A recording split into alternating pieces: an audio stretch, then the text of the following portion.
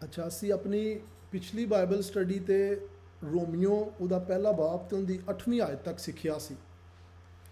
ਤੇ ਅੱਜ ਅਸੀਂ 9ਵੀਂ ਆਇਤ ਤੋਂ ਖੁਦਾ ਨੇ ਚਾਹਿਆ ਤੇ 17ਵੀਂ ਆਇਤ ਤੱਕ ਜਿਹੜਾ ਵੇ ਇਹ ਪੜਾਂਗੇ, ਦੇਖਾਂਗੇ ਕਿ ਖੁਦਾ ਦਾ ਕਲਾਮ ਸਾਨੂੰ ਕੀ ਦੱਸਦਾ ਅੱਜ। ਇਸ ਤੋਂ ਪਹਿਲੇ ਕਿ ਅਸੀਂ ਪੜ੍ਹੀਏ, ਅਸੀਂ ਦੁਆ ਕਰਾਂਗੇ। कदूस खुदावंद अब्दियत के बाप सलामती के शहजादे, हम तेरे शुक्रगुजार हैं इस मौका, इस घड़ी के लिए खुदावंद, तेरे बहनों और भाइयों के लिए खुदावंद, तेरे लोगों के लिए, तेरे चर्च के लिए खुदावंद, कि तूने ये तौफीक बख्शी कि हम इकट्ठे हों और तेरे नाम को जलाल दें। खुदावंद, जो कुछ पढ़ा जाए, सुना जाए, सीखा जाए, वो तेरी तरफ से हो खुदावंद। अपने बंदा का मुँह बनना कि कोई भी चीज़ खुदावंद हमारे ख़्यालों, हमारे एहसासात, हमारे अपने जहन की बातें ना हो, बल्कि तेरे कलाम का निचोड़ हो। खुदावंद रहम कर, फजल और करम कर, मसीह यीशु नासरी के नाम से मांगते हैं, आमीन।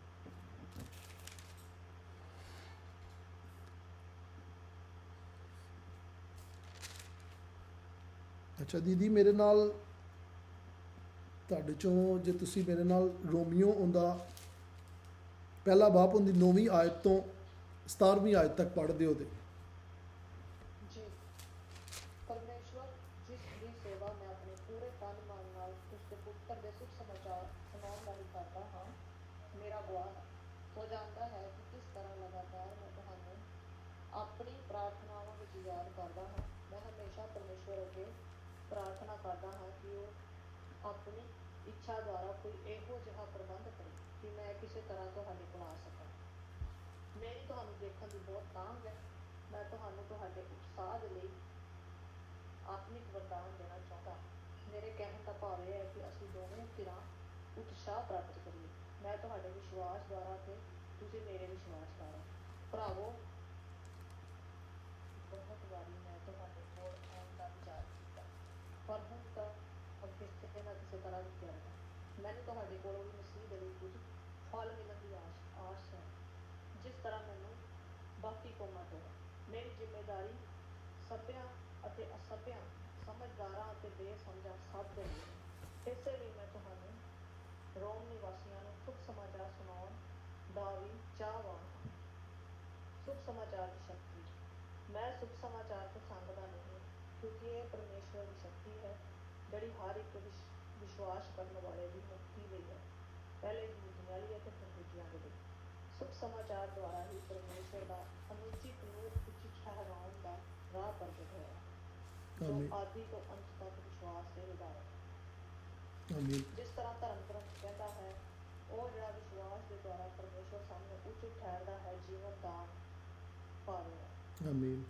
अब तक जो जिन चीज़ों पर हमने बात की थी वो ये थी कि खुदावंद यीशु मसीह के बारे में पौलुस रसूल कहता है, जब हमने रोमियो पहले बाप उसकी पहली आयत में देखा था, वो कहता है कि मैं मसीह का ग़ुलाम हूँ। ग़ुलाम का मतलब वो है कि वो शख्स जो पाबंद है अपने मास्टर का, कि जो कुछ उसके मास्टर ने, उसके आका ने उसे कहा है वो कहे, ना कि वो अपनी मर्ज़ी से या अपने अंदाज में या अपने आप में कोई चीज़ कहे। और यही चीज़ पौलुस रसूल आगे भी बयान करेगा जब हम पढ़ेंगे 8वीं आयत में, और 8वीं आयत से लेकर तकरीबन 15वीं आयत तक ये इस रोमियो के ख़त का सिर्फ इंट्रोडक्शन है, जिसे हम कहते हैं कि वेलकमिंग स्पीच है, जिसमें पौलुस रसूल सिर्फ कलीसिया को वेलकम करता है, अपने बारे में बताता है।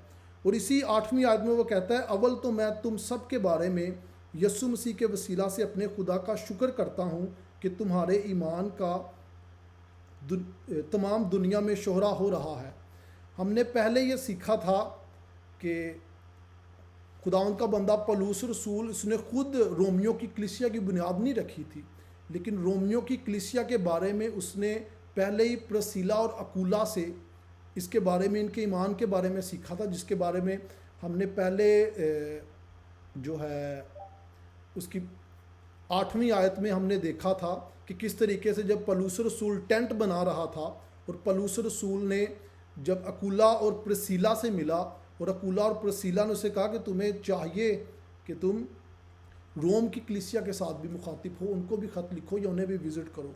8वीं आयत में यहाँ पर पौलुस रसूल यही कहता है कि मैंने उस ईमान के बारे में जो तुम लोगों के बारे में सुना था, उसका दावा पूरी दुनिया में किया जा रहा है। और 9वीं आयत में कहता है चनाचा खुदा जिसकी इबादत मैं अपनी रूह के साथ करता हूँ और उसके बेटे की खुशखबरी करता हूँ, वही मेरा गवाह है कि मैं बिला नागा तुम्हें याद करता हूँ। आगे 10वीं आयत तक पौलुस रसूल यही बयान करता है कि मेरी ये दिली ख्वाहिश है कि मैं भी जिस तरह से बाकी खुदा के लोग हैं जो आपकी कलीसिया में मौजूद हैं, उनकी तरह मैं भी आपकी कलीसिया में आऊँ और आप सबको विज़िट करूँ, आप सबसे मुलाकात करूँ। जो सबसे ज़्यादा ज़रूरी चीज़ है वो यहाँ पर 11वीं आयत से 15वीं आयत तक हमें मिलती है, जिसे हम कहते हैं कि अथॉरिटी ऑफ दिस स्क्रिप्चर, जिसके बारे में पौलुस रसूल यही बात पहला तिमोथियुस उसके 3 बाब और 15वीं आयत में कहता है कि जो मौजूदा चर्च है, जो कलीसिया है, वो सच्चाई का सतून है, द ट्रूथ ऑफ पिलर है जो मौजूदा चर्च है। इसके बारे में वो कहता है कि अगर आप 11वीं आयत पढ़ें, उसमें लिखा है क्योंकि मैं तुम्हारी मुलाकात का मुश्ताक हूँ। क्यों मुश्ताक हूँ? ताकि तुमको कोई रूहानी नेमत दूँ जिससे तुम मजबूत हो जाओ। अब बहुत सारे लोग इस आयत को लेकर कहते हैं भाई पौलुस रसूल इत्थे ਇਹ ਗੱਲ ਕਹਿ ਰਿਹਾ ਕਿ ਮੈਂ ਕਲੀਸਿया 'ਚ ਆਵਾਂਗਾ तो ਉਹਨਾਂ ਨੂੰ ਬਦਰੂਆਂ ਕੱਢਣ ਦੀ ਤਾਕਤ ਬਖਸ਼ਾਂਗਾ ਜਾਂ ਉਹਨਾਂ ਨੂੰ ਇਹ ਤਾਕਤ ਬਖਸ਼ਾਂਗਾ ਕਿ ਉਹ ਕਿਸੇ ਬੰਦੇ ਨੂੰ ਵੇਖਣਗੇ ਤੇ ਪਹਿਚਾਨ ਲੈਣਗੇ ਕਿ ਉਹਦੇ फ्यूचर 'ਚ ਕੀ ਹੋਏਗਾ।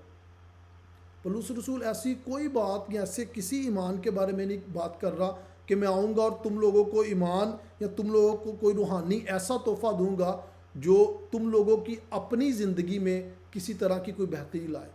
बल्कि पौलुस रसूल जब ये कहता है कि मैं रूहानी तोहफ़ा दूंगा तो उसका मकसद ज़्यादा वो है, वो तोहफ़ा जो पूरे चर्च को जो है वो मदद दे, पूरे चर्च को बढ़ाए। इस तोहफ़ों के बारे में जब आप इफिसियों 4 बाब पढ़ते हैं तो उसमें लिखा है डीकन्स के बारे में, उसमें लिखा है खुदा के पासबान पादरियों के बारे में और एल्डर्स के बारे में। और बाकी जो नबी, रसूल और इवेंजलिस्ट हैं, ये तीनों जो खुदा के ऑफिसेस थे, ये तीनों ऑफिसेस आज जो है एग्जिस्ट नहीं करते। क्यों नहीं एग्जिस्ट करते? बाइबल मुकद्दस बताती है कि जो प्रॉफिट है या जो रसूल हैं, ये वो थे जो यीशु मसीह जो प्रॉफिट्स हैं, ये वो थे जो यीशु मसीह के आने से पहले प्रोफेसी करते थे, नबूवत करते थे। इसी वजह से खुदावंद यीशु मसीह ने कहा कि जितने यूहन्ना से पहले थे, यूहन्ना से बड़ा कोई भी नहीं। यानी यूहन्ना जो था वो आखिरी नबी था, यूहन्ना के बाद कोई नबी नहीं आया। अब मैं ये नहीं कह रहा कि यूहन्ना के बाद नबूवत ही नहीं हुई, मैं ये कह रहा हूँ कि यूहन्ना के बाद कोई नबी नहीं आया। नबूवत का जो काम था खुदा ने अपनी कलीसिया में वक्तन व फ़क्तन जारी रखा जब तक खुदा के रसूल और इवेंजलिस्ट जो थे वो इस दुनिया में कायम रहे, नबूवत चलती रही। आज अगर कोई आपको नबूवती कलाम देता है, कहता है कि खुदावंद की तरफ से मुझे नबूवत आई है कि फ़लानी भैन दे विच यह हो रहा है, या फ़लानी भैन दे घर बच्चा आएगा, बेटी होएगी, बेटा होएगा, या फ़लाने भाई का बिजनेस बढ़ जाएगा, या कोई भी ऐसी कोई बंदा बात करता है तो वो बाइबल से हट के करता है और वो झूठ बोलता है। उसकी वजह ये है कि आज ना तो रसूल हैं, क्योंकि रसूलों के लिए जो शर्त थी बाइबल मुकद्दस के मुताबिक वो ये थी कि उन्होंने खुदावंत की जो जी उठना, उसकी सलीब को आंखों देखी गवाही दी हो, ठीक है, और उन्हें खुदा की तरफ से खुद जो है वो रसालत की कॉल आई हो, खुदा ने खुद से उन्हें रसालत के लिए बुलाया हो। ये रसूल की निशानी है। आगे जो इवेंजलिस्ट हैं जिनको हम कहते हैं, या मुबशर जिनको कहते हैं, वो या तो मसीह यीशु की तरफ से बुलाए गए हों और दुनिया में अंजील का पैगाम फैलाने के लिए भेजे गए हों, या वो डायरेक्ट रसूलों की तरफ से भेजे गए हों, यानी या मसीह की तरफ से या रसूलों की तरफ से। इसका जो हवाला है हमें मिलता है कि जब खुदावंद यीशु मसीह ने 70 लोगों को बुलाया था और उन्हें अंजील की मनादी के लिए भेजा, तो बाइबल में कहीं पर भी नहीं लिखा वो जो 70 लोग थे वो रसूल थे, वो खुदा के शागिर्द थे। और जैसे मैंने पिछली बार बताया कि खुदावंद ने अपने शागिर्दों में से 12 को रसूल ठहराया, यानी तमाम जो शागिर्द थे वो सारे रसूल नहीं थे, लेकिन तमाम रसूल जो थे वो शागिर्द ज़रूर थे। इसी तरह तमाम जो इवेंजलिस्ट थे, मुबशर थे, वो सारे के सारे जो थे वो मुबशर या रसूल नहीं थे, लेकिन वो सारे के सारे जो थे शागिर्द मसीह के ज़रूर थे। इसीलिए हम कहते हैं कि क्योंकि आज ना तो कोई खुदावंद यीशु मसीह का डायरेक्ट शागिर्द है और ना ही कोई खुदावंद यीशु मसीह का रसूलों की तलीमात की बिना पर शागिर्द बना, इसलिए आज ना तो मुबशर का जो ऑफिस है बाइबल मुकद्दस में बताया गया वो एग्जिस्ट करता है, ना रसूलों का और ना नबियों का। अगर कोई बंदा आपको आज कहता है कि मैं इवेंजलिस्ट हूँ, मैं मुबशर हूँ या मैं रसूल हूँ, या मैं नबी हूँ, तो इसका साफ मतलब यह है कि वो बाइबल मुकद्दस की तालीमात को समझता ही नहीं। और जो बंदा बाइबल की तालीमात को नहीं समझता, उसको सुनना आपके लिए जो है वो सिर्फ टाइम का ज़ाया है। क्योंकि जो बंदा ऐसा दावा करता है, इसका मतलब उसने जो बुनियादी चीज़ें हैं बाइबल की, उसने उनको ही नहीं जाना, तो वो आपको आगे की जो चीज़ें हैं वो कैसे सिखाएगा। यहाँ पर 11वीं आयत में पौलुस रसूल जिस चीज़ की बात कर रहा है, वो कह रहा है कि मेरी ख्वाहिश है कि मैं आऊँ और तुम लोगों को कलीसियाई तौर पर जो है नेमतें दूँ, यानी तुम में मुकर्रर करूँ पादरियों को, तुम में मुकर्रर करूँ एल्डर्स को और डीकन्स को, और तुम्हें कलीसिया की जो बुनियादी चीज़ें हैं कि कलीसिया को किस तरीके से जो है खुदा के कलाम के मुताबिक चलाना है, मैं वो सारी तालीमात तुमको दूँ। पौलुस रसूल यहाँ पर ये बात बयान कर रहा है। अगर आप 12वीं आयत पढ़ें तो इसमें वो यही चीज़ बयान कर रहा है। आगे कहता है, गर्ज मैं भी तुम्हारे दरमियान होकर तुम्हारे साथ उस ईमान के बायस तसल्ली पाऊँ जो तुम में और मुझ में दोनों में है। पौलुस रसूल यहाँ पर यह नहीं बयान कर रहा कि भी मेरे कोल कोई खुदा दा जड़ा वे खास कलाम है जड़ा दूसरियां रसूलों के कोल नहीं है, बल्कि वो कह रहा है कि मेरे पास वही कलाम है जो दूसरे रसूलों के पास है, और मैं चाहता हूँ कि जब उस कलाम जो आप तक पहुँचा है दूसरे रसूलों की निस्बत, जब मैं आप तक आऊँ, आपकी कलीसिया में आऊँ और मैं भी तसल्ली पाऊँ। यानी आपका खुदा और मेरा खुदा एक ही खुदा है। आपको जो कलाम दिया गया है और जो मुझे कलाम दिया गया है वो एक ही कलाम है, कोई दो फ़र्क नहीं है। इसलिए मेरी ख्वाहिश है कि जब मैं आपके पास आऊँ और मैं आपके लिए तसल्ली का बायस बनूँ, इसी तरह आप भी जब मेरे पास आओ आपके लिए भी ये तसल्ली का बायस बने। 13वीं आयत हम पढ़ेंगे आगे, उसमें लिखा है, और ए भाइयों मैं इससे तुम्हारा नावाकिफ़ रहना नहीं चाहता कि मैंने बारहा तुम्हारे पास आने का इरादा किया, ताकि जैसा मुझे और गैर कौमों में फल मिला वैसा ही मैं तुम में भी मिले, मगर आज तक रुका रहा। अब यहाँ पर एक बात याद रखिएगा, पौलुस रसूल अपनी जिस्मानी कह लो कमज़ोरी को भी बयान कर रहा है। पौलुस रसूल किसी किस्म का यह दावा नहीं कर रहा कि खुदा दे फरिश्ते ने आके मैनू कहा कि मैं तुहाडे कोल लाजमी आवांगा, या खुदा दे फरिश्ते ने या मैनू रोया आई है, जिवें अज लोग अक्सर दावे करते हैं मैनू रोया आई है कि मैं फलानी जगह पर लाजमी जावांगा। क्योंकि पौलुस रसूल साफ और सीधी बात में ये बात कर रहा है कि मेरी ये ख्वाहिश है कि मैं तुम लोगों के पास आऊँ और क्या करूँ, ताकि जो फल मैंने गैर कौमों में देखा वही फल तुम में भी पाऊँ। और मेरे जीजो, जैसे मैंने बार बार ये बात कहता हूँ कि खुदावंद के रूह का फल ऐ नहीं है अज कि असी गैर ज़बाना बोलीए, खुदावंद दे रूह का फल अज ऐ नहीं है कि असी बड़े बड़े दावे करिए या असी नबूवता करिए। खुदावंद के रूह का फल आज ये है कि हम दीनदारी के साथ खुदा और अपनी फैमिली के लिए जिए, यानी वो तमाम काम जिनका खुदा ने हमें जिम्मेदारी दी है हम उन सब कामों को दीनदारी के साथ करें। यही खुदावंद का सबसे बड़ा आज फल है। जैसे मैंने कहा, अगर कोई माँ है घर में, उसके बच्चे हैं, उसकी जिम्मेदारी है वो अपने खावंद और अपने बच्चों का देखभाल करे। यही खुदा का फल है जो खुदा के कलाम से उसे मिला है कि वो इस फल को इस्तेमाल करे अपनी फैमिली के लिए। अगर कोई खादम है तो वो खिदमत करे और दीनदारी के साथ करे, और अगर वो दीनदारी के साथ खिदमत करता है इसका मतलब खुदा का जो फल उसे मिला है वो दीनदारी के साथ उसको इस्तेमाल करता है। इसी चीज़ को लेकर पौलुस रसूल जो है वो आगे 14वीं आयत में कहता है कि मैं यूनानियों और गैर यूनानियों, दनाओं और नादानों का कर्जदार हूँ। किस चीज़ में कर्जदार हूँ? 15वीं आयत, बस मैं तुमको भी जो रोमा में हो खुशखबरी सुनाने को हतमी अलमदूर तैयार हूँ। कर्जदार किस चीज़ का हूँ? जैसे हमने सबसे पहली आयत पढ़ी थी जिसमें लिखा है, अगर मैं दोबारा पढ़ूँ, पौलुस की तरफ से जो यीशु मसीह का बंदा है। मैंने आपको पहले सेशन में बताया था कि हमारी उर्दू तर्जमे में या हिंदी पंजाबी तर्जमे में इस तर्जमे के साथ ज़रा सी नाइंसाफ़ी है। उसकी वजह यह है कि जो इब्तदाई तर्जमा है, जो पहला ग्रीक तर्जमा है, उसमें बंदे के लिए जो लफ्ज़ इस्तेमाल हुआ है वो दुलूस हुआ है। दुलूस हुआ है जिसका मतलब है कि ग़ुलाम होना। वो कहता है मैं मसीह का ग़ुलाम हूँ, और क्योंकि मैं मसीह का ग़ुलाम हूँ, जो कलाम मुझे मसीह की तरफ से पहुँचा है, मेरा ये फ़र्ज़ है कि मैं वो कलाम दूसरों तक पहुँचाऊँ।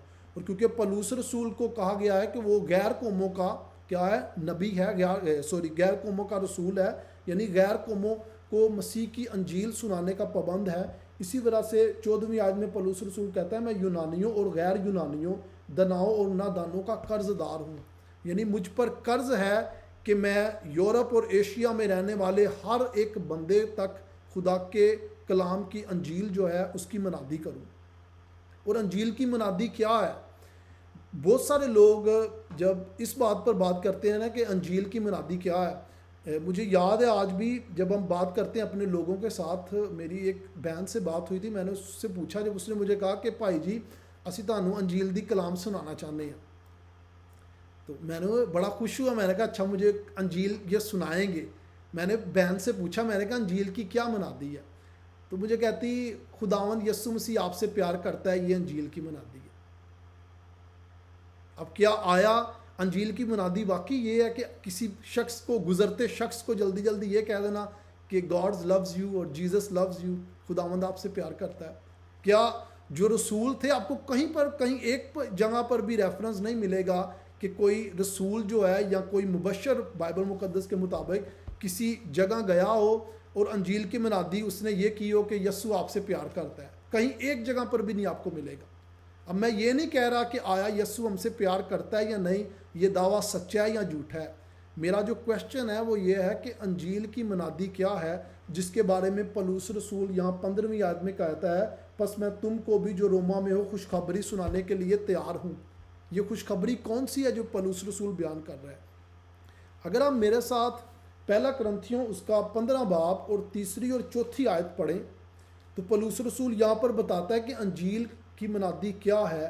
वो यहाँ पर इस चीज़ की तस्दीक करता है कि क्या आया हमारी जो अपनी मसीही गवाही है, यानी जिस तरह हम मसीह में आ गए हैं, क्या वो अंजील की गवाही है, या आया वो चीज़ जो हमारे साथ हमारा अपना एक्सपीरियंस है, जो चीज़ हम खुद महसूस करते हैं, क्या आया हम उस चीज़ का दावा कर सकते हैं कि ये अंजील की मुनादी है, या अंजील की हकीकी मुनादी क्या है? अगर आप मेरे साथ पहला करंथियों उसका 15 बाब और उसकी 3 और 4 आयत पढ़ें, जिसमें पौलुस रसूल क्या बताता है कि अंजील की मुनादी क्या है। यानी अगली बार जब आपको कोई बंदा कहे कि भाई आओ अंजील की मुनादी करें, तो आपको पता होना चाहिए कि अंजील की मुनादी 2 लफ्ज़ों में क्या है, जिसके बारे में बाइबल बार बार सिखाती है। पहला करंथियों 15 बाब उसकी 3 और 4 आयत पढ़ूंगा। पौलुस रसूल कहता है,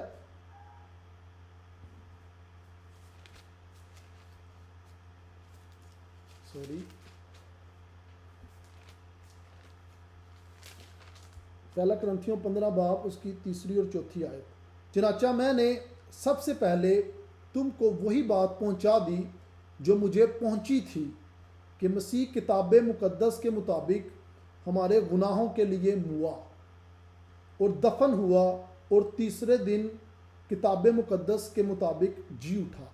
मेरे जीजो, ये अंजील की मुनादी है। अगर कोई शख्स इसके अलावा कोई और कलाम या कोई और मुनादी करता है, वो अंजील की मुनादी नहीं है। अंजील की मुनादी यह है कि खुदावंद यस्सु मसीह हमारे गुनाहों की खातिर मर गया, सलीब चढ़ा, दफन हुआ और तीसरे दिन अपने कहने के मुताबिक जी उठा। जैसे मैंने पहले बताया, अगर आप लफ्ज़ों पर गौर करें, पहला करंथियों 15 बाब और उसकी 3 आयत में जो लफ्ज़ हैं उन पर अगर गौर करें, तो पौलुस रसूल क्या कहता है, चनाचा मैंने सबसे पहले तुमको वही बात पहुंचा दी जो मुझे पहुंची थी। पौलुस रसूल ने ये नहीं कहा कि मैं जड़ा वहाँ अपने वालों कोई गल कर रहे हैं। जैसे मैंने पहले कहा कि हम जब कलाम करते हैं, मैं कभी भी इस चीज़ का दावा नहीं करता कि भाई जो चीज़ मेरे पास है वो बाइबल मुकद्दस से अलग है या किसी और के पास नहीं है, बल्कि मेरे पास वही चीज़ है जो बाइबल मुकद्दस में है। अगर इससे हटकर है तो इसका मतलब वो हकीकी और सच नहीं है। इसी तरह जब आप लोग किसी को सुनते हो तो देखो कि क्या आया उसके पास जो कलाम है वो बाइबल से हटकर है, उसकी तरफ से है। अगर तो वो उसकी तरफ से है तो सिंपली बात यह है कि आप उसके कलाम में इंटरेस्टेड ही नहीं हो, अगर आप बाइबल को समझते हो। क्योंकि हमारे लिए कोई भी नया हुक्म नहीं है कि कोई नई बात सीखें। बाइबल मुकद्दस में बताया है कि मसीह यस्सु की मौत, उसका दफन होना, उसका जी उठना, ये सारी चीज़ें बाइबल मुकद्दस में पुराने अहदनामे में इनका जिक्र था, इनकी नबूवत हो चुकी थी। रसूलों के दौर में रसूलों ने इनकी गवाही दी और रसूलों ने कहा कि जो कुछ हमें बाइबल मुकद्दस में और मसीह यस्सु से मिला, उसी की मनादी करते हैं। आज हमारे लिए भी यही है कि जिन चीज़ों का हम बाइबल मुकद्दस में से देखते हैं, हम उनकी मनादी करते हैं। हम अपने जो तजर्बात हैं, जो हमें लोगों की तरफ से सिखाए जाते हैं कि भाई होली स्पिरिट वालों मैनू ए कलाम मिले है ਜਾਂ ਪਾਕ ਰੂਹ ਵੱਲੋਂ ਮੈਨੂੰ ਉਹ ਚੀਜ਼ ਮਿਲੀ ਏ, ਅਸੀਂ ਕਦੀ ਵੀ ਉਹਨਾਂ ਤੇ ਕॉन्फिडेंटली रिलाय नहीं करना। हमने जिस चीज़ को सुनना है वो ये नहीं है कि फलाने बंदे ਦਾ ਕੀ ਐਕਸਪੀਰੀਅੰਸ ਹੋਇਆ ਸੀ, ਲਿਹਾਜ਼ਾ ਅਸੀਂ ਉਹਦੇ ਐਕਸਪੀਰੀਅੰਸ ਨੂੰ ਮੰਨਦੇ ਹੋਏ ਅਸੀਂ ਵੀ ਲੱਭਣਾ ਸ਼ੁਰੂ ਕਰ ਦਈਏ ਕਿ खुदा ਸਾਡੇ ਨਾਲ ਵੀ ਉਹ ਕੋਸ਼ਿਸ਼ करे जो दूजे ਨਾਲ ਕੀਤਾ है। बल्कि हमने जिस चीज़ की सुननी है वो सिर्फ कलाम मुकद्दस। अगर कोई शख्स आपके पास आता है और कहता है कि भाई खुदा ने मैनू यह कलाम दिता है, मैनू रोया आई है, अगर उसकी रोया बाइबल मुकद्दस के साथ नहीं मैच करती, इसका मतलब वो झूठ बोलता है। और अगर उसकी रोया बाइबल मुकद्दस के साथ मैच करती है तो इसका मतलब हमें उसकी रोया की ज़रूरत ही नहीं है, क्योंकि वो चीज़ पहले ही बाइबल मुकद्दस में उसका जिक्र है। तो हम सीधा बाइबल मुकद्दस में से क्यों ना सीखें। इसीलिए मैं आपको बार बार कहता हूँ कि जब आप किसी के पास जाते हो कि भाई मेरे वास्ते फलाने मकसद वास्ते दुआ करो पादरी साहब या भैन या भाई, यह गल नूं ना भुल्लो कि खुदा जिहड़ा वे वो तुहाडा भी खुदा वे। खुदा हमारी सुनता है। जिस चीज़ का हमें हुक्म है वो ये है कि आप चर्च के आगे यानी कलीसिया के आगे बाहमी दरख्वास्तों में अपनी दुआ रखो। यानी आप पास्टर साहब से, अपने कलीसिया के एल्डर से, डीकन से या लोगों से उनको कहो कि भाई आप सब मिलकर बाहमी तौर पर मेरे लिए इस मकसद के लिए दुआ करो जिस मकसद के लिए भी आप चाहते हैं, और खुदा आपकी दुआ सुनता है। आपको ज़रूरत नहीं कि कोई शख्स आए आप पर हाथ रखे तो फिर ही आपकी दुआ, उस आपकी जो दुआ है या खुदा आपको वो बख्शेगा जो आप मांग रहे हो, बल्कि आपने चर्च के आगे अपनी दरख्वास्त रखनी है और दुआ करना है, और खुदा खुद आपको जो है जिस चीज़ की भी आपकी ख्वाहिश है बाइबल मुकद्दस के मुताबिक खुदा आपको जो है वो अता करता है। आगे हम अपनी 16वीं आयत में आते हैं। रोमियो पहला बाब उसकी 16वीं आयत में वापस आते हैं। पौलुस रसूल कहता है क्योंकि मैं अंजील से शर्माता नहीं। किस अंजील से नहीं वो शर्माता? जो हमने पहले करंथियों उसके 15 बाब और 3-4 आयत में पढ़ा है कि खुदावंद यीशु मसीह हमारे गुनाहों के लिए मर गया, दफन हुआ और जी उठा। ये 3 लफ्ज़, ये अंजील है। अंजील वो नहीं है खुदा आपसे प्यार करता है, मेरा एक्सपीरियंस बाइबल के मुताबिक या होली स्पिरिट की तरफ से क्या था, बल्कि अंजील ये है कि खुदावंद यीशु मसीह हमारे गुनाहों के लिए मरा, जी उठा और दोबारा आने वाला है। ये अंजील की ये बना दिया। पौलुस कहता है कि मैं इस अंजील से नहीं शर्माता। क्यों नहीं शर्माता? इसलिए कि वो हर एक ईमान लाने वाले के वास्ते पहले यहूदी फिर यूनानी के वास्ते निजात के लिए खुदा की कुदरत है। मेरे अजीज़ों, यहाँ पर यह बात बड़ी ज़रूरी है कि मैं ये बात ज़रूर मेंशन करूँ। उसकी वजह यह है कि हम अक्सर चर्चिज़ में जाते हैं, हम अक्सर बाइबल स्टडीज़ में या ऐसे मसीहियों की गैदरिंग में इकट्ठे होते हैं, लेकिन हमारी तबलीग में, हमारे इकट्ठे होने में कभी भी सुलह सलामती नहीं होती। और अगर सुलह सलामती भी है भी, हम रूहानी तौर पर कभी भी तरक्की नहीं करते। उसकी वजह क्या है?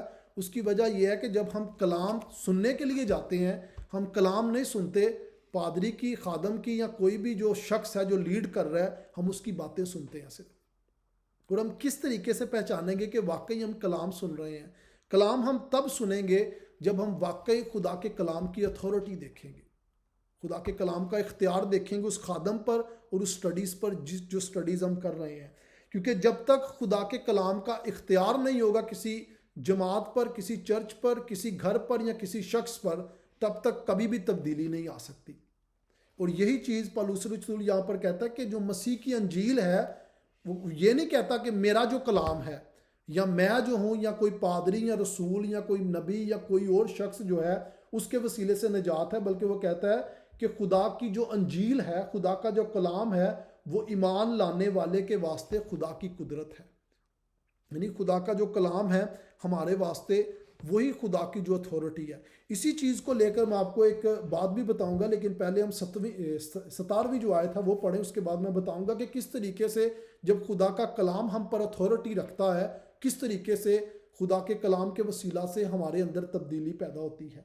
17वीं आयत में वो कहता है इस वास्ते के उसमें खुदा की रास्तबाजी ईमान से और ईमान के लिए जाहिर होती है। किसमें? अंजील में। फिर कह रहा हूँ, नबी पैगंबर या किसी शख्स में नहीं जो कलाम सुनाता है, बल्कि कलाम में, खुदा की अंजील में। जैसा लिखा है कि रास्तबाज ईमान से जीता रहेगा। ये जो लिखा है, जहाँ पर भी आएगा ना जैसा लिखा है, इसका मतलब कि खुदा का जो बंदा है वो पुराने अहदनामे में जो रेफरेंसेस हैं उसके बारे में बयान कर रहा है। और ये जो आयत है जिसमें लिखा है कि जैसा लिखा है कि रास्तबाज ईमान से जीता रहेगा, अगर आप हबकूक 2 बाब और उसकी 4थी आयत पढ़ें, वहाँ पर खुदा बयान करता है कि रास्तबाज ईमान के वसीला से जीता रहेगा। मेरे अजीज़ों, रास्तबाज ईमान के वसीला से जीता रहेगा, ये वो आयत है या ये कलाम का वो हवाला है जिसने कलीसिया की तारीख का पलड़ा ही पलट दिया। अगर आप 16वीं सदी की प्रोटेस्टेंट रेफॉर्मेशन देखें, मुझे उम्मीद है कि आपको थोड़ा इल्म ज़रूर होगा कि आज कलीसिया जो है वो दो हिस्सों में डिवाइडेड है, तकसीम है। इसका मतलब ये बिल्कुल भी नहीं है कि मसीह दो हिस्सों में बट गया। मैंने बाकायदा इस पर एक छोटी सी किताबचा भी लिखा है जिसका अनवान है कि क्या मसीह की कलीसिया बट गई। उसमें मैंने ये सारा सब्जेक्ट जो आपको बताने वाला हूँ बड़ा मुख्तसर तौर पर तकरीबन 20-25 सफ़ों में जो है बयान किया है। इसका मकसद क्या है? 17वीं आयत में जहाँ पर लिखा है कि रास्तबाज ईमान से जीता रहेगा, ये प्रोटेस्टेंट रेफॉर्मेशन के बारे में बयान एक बात बयान करती है। यानी मैं ये नहीं कह रहा कि यहाँ पर जो बात लिखी गई है वो प्रोटेस्टेंट रेफॉर्मेशन के बारे में लिखी गई है, बल्कि मैं ये बयान कर रहा हूँ कि प्रोटेस्टेंट रेफॉर्मेशन जो है वो इस हवाले को लेकर बड़ा तफसीली तौर पर हमें कलाम बयान करती है। 16वीं सदी में खुदावन का एक बंदा था मार्टिन लूथर, जो कि रोमन कैथोलिक कलीसिया का एक राहब था, जिसे हम मोंक कहते हैं या फादर कहते हैं। और रोमन कैथोलिक कलीसिया में यह था कि लोग सिखाते थे कि इंसान की निजात के लिए उसका खुदावंद यीशु मसीह पर ईमान रखना, कलीसिया को हदिया नजराने देना, मुर्दों के लिए दुआ करना और अच्छे काम करना और चर्च और कलीसिया के साथ वफादार रहना बहुत ज़रूरी है। यानी अगर कोई शख्स इन 4-5 चीज़ों में से एक पर भी अमल नहीं करता तो वो निजात नहीं पा सकता। जब मार्टिन लूथर ने खुदा का ये कलाम पढ़ा और उसने देखा कि पौलुस रसूल जैसे बयान करता है कि इंसान के ऊपर जो अथॉरिटी है, वो इख्तियार है, वो ना तो कलीसिया की रिवायत का है, ना ही किसी शख्स, किसी नबी, किसी रसूल या किसी पादरी का है, और ना ही किसी ऐसे ट्रेडिशन का है, बल्कि खुदावंद के लोगों पर जो इख्तियार है वो सिर्फ़ और सिर्फ खुदावंद यीशु मसीह के इस कलाम बाइबल मुकद्दस का है। और ये कलाम सिखाता है कि रास्तबाज ईमान से जीता रहेगा। और बाइबल मुकद्दस बताती है, जैसा पहला करंथियों उसका 4 बाब और 7वीं आयत में लिखा है कि ऐसी कौन सी चीज़ है जो तुम्हारे पास है जो तुमने पहले नहीं खुदा की तरफ से रिसीव की। और यही जो ईमान है, बाइबल मुकद्दस हिजकियल 36 बाब में बताता है खुदा कि ये ईमान खुदा की तरफ से तोहफा है। यानी आप जब खुदा के सामने रास्तबाज ठहराए जाते हो तो मसीह लोग अपने कामों के वसीले से नहीं, ना ही चर्च के साथ वफादार होने के वसीले से, ना ही चर्च को हदिया नजराने देने के वसीले से हम लोग रास्तबाज ठहराए जाते हैं। यानी हम लोग निजात पाते हैं। निजात हम पाते हैं खुदा के फजल के वसीले से, उस ईमान को अपना कर जो ईमान खुदा ने हमें तोहफे में दिया है। और जब मार्टिन लूथर ने इस चीज़ का दावा किया तो बाइबल मुकद्दस में जैसे बयान किया गया है कि जो खुदा के जो लोग थे, जब वो सही तलीम पर डट जाते थे तो कौमें भी जो उनके आगे से कायम नहीं रहती थी। इसी तरह मार्टिन लूथर जब इस तलीम पर कायम हो गया कि रास्तबाज ईमान से जीता रहेगा, ना कि अच्छे कामों से, ना कि चर्च के साथ उनको हदिये नजराने देने से, बल्कि ईमान के वसीले से, तो बाइबल मुकद्दस के मुताबिक और प्रोटेस्टेंट रेफॉर्मेशन के मुताबिक लूथर के सामने कोई बंदा खड़ा होने के काबिल ना रहा। और ये वो वक़्त था जब मार्टिन लूथर ने प्रोटेस्टेंट रेफॉर्मेशन का आगाज़ किया। और मेरे अजीज़ों, मार्टिन लूथर का मकसद ये बिल्कुल भी नहीं था कि रोमन कैथोलिक चर्च को तोड़ दे। मार्टिन लूथर का मतलब ये था, मकसद ये था कि रोमन कैथोलिक चर्च वापस कैथोलिक चर्च बने, वापस कैथोलिक तलीम पर आए। यानी वापस जो है चर्च के ऊपर जो इख्तियार है वो खुदावंद यीशु मसीह के कलाम का हो, ना कि किसी पोप का, किसी एक शख्स का। और यही चीज़ हम देखते हैं आज भी बहुत सारे चर्चिज़ में रोमन कैथोलिक चर्च की तरफ से जो है इख्तियार किसी पादरी का या बिशप का या किसी ना किसी और शख्स का, यानी खुदा के कलाम का नहीं है। जब मैं ये बात कहता हूँ कि इख्तियार की, तो इसका मतलब ये बिल्कुल भी नहीं है कि चर्च का कोई बानी ना हो, यानी चर्च का कोई खादम ना हो या चर्च पर कोई पादरी ना हो। इसका मतलब ये है कि जो चीज़ पादरी कहता है वो हुर्फ आखर नहीं है, जो चीज़ खुदा का कलाम कहता है वो हुर्फ आखर है। इसका मतलब यह है कि पादरी, फादर या बहू जो है वो गलती करने के काबिल है, वो गलत तलीम दे सकते हैं, कह सकते हैं, लेकिन खुदा का कलाम गलत नहीं है। इसलिए जब पादरी, फादर या कोई भी शख्स जो है वो गलत तलीम दे, आपका मकसद है कि आप कलाम पढ़ो और उस फादर या किसी भी खादम को करेक्ट करो कि भाई कलाम में ये लिखा है, और अगर वो करेक्शन को नहीं अपनाता और बल्कि आपके खिलाफ हो जाता है, इसका मतलब कि चर्च के ऊपर इख्तियार उस बंदे का है, ना कि खुदा के कलाम का। यही वजह है कि अक्सर लोग जो है वो कहते हैं, वो पादरी का नाम लैके आते हैं भी फलाने दे चर्च जाना है असी, वो ये नहीं कहते कि खुदा के चर्च में जाना है। क्यों? क्योंकि वो, अब उनकी गलती नहीं है, वो फलाने पादरी नू वेख के कहते हैं फलाने दे चर्च जाना है, उनकी गलती नहीं है वो ये कहते हैं, बल्कि उनको उस चर्च में सिखाया ये जाता है। और वो कैसे सिखाया जाता है?